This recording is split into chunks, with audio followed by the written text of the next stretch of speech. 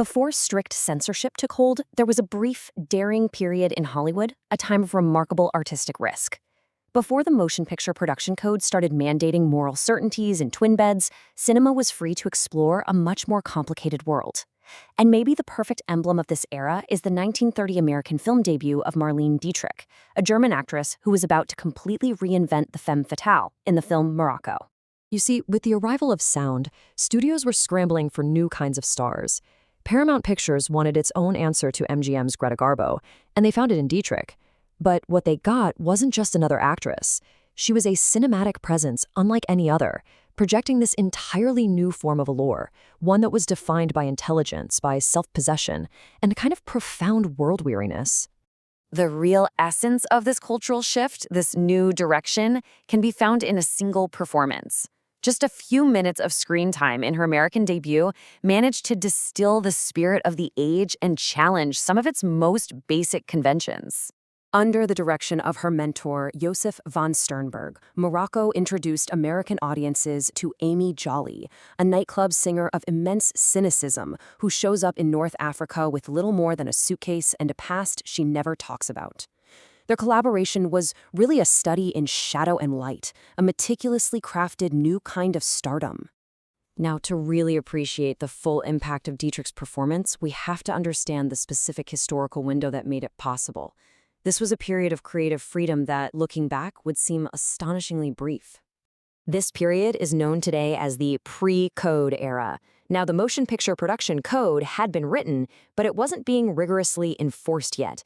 And the film studios, which were dealing with the economic disaster of the Great Depression, figured out very quickly that provocative stories about crime, sex, and social rebellion were a very reliable way to sell tickets. It turned out transgression was good for business. The difference between the two periods is just night and day. Pre-code cinema explored ambiguities of gender and sexuality, it depicted social problems with a gritty realism, and it gave us characters who were driven by a genuine psychological autonomy. This whole creative environment would eventually give way to the inflexible moral framework of the enforced code, a world where desire was strictly policed and even married couples needed separate beds on screen.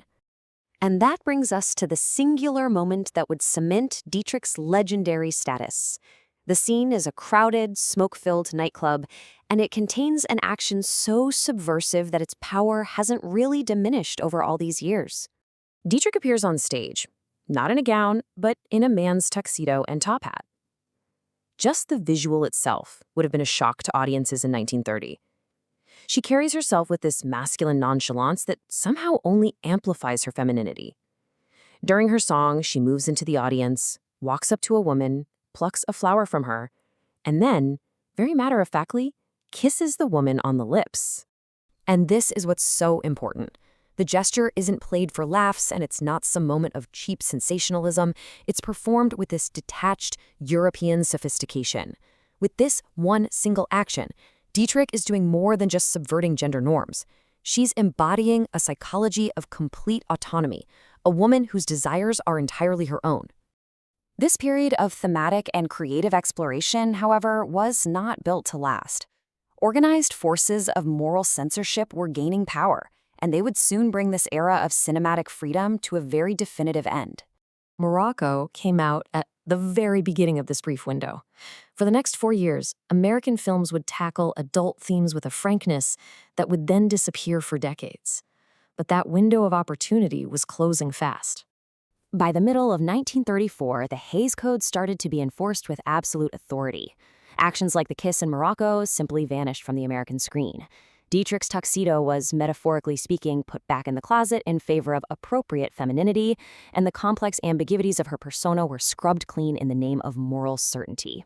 So when we look back on this performance now, we're seeing more than just an isolated, provocative scene. We're getting a glimpse of an alternate history for Hollywood, a different creative path the industry might have taken, and for that reason, it has a lasting significance. Watching Morocco today isn't just about nostalgia, it's an act of historical recovery. It's like tracing a map to a forgotten cinematic past. The film offers a look at a Hollywood that could have been, and it serves as a powerful reminder that American cinema was once far more modern than its later reputation would suggest. It remains a testament to fluid identity and complex psychology, and, of course, proof that a top hat can be the most glamorous thing a woman can wear.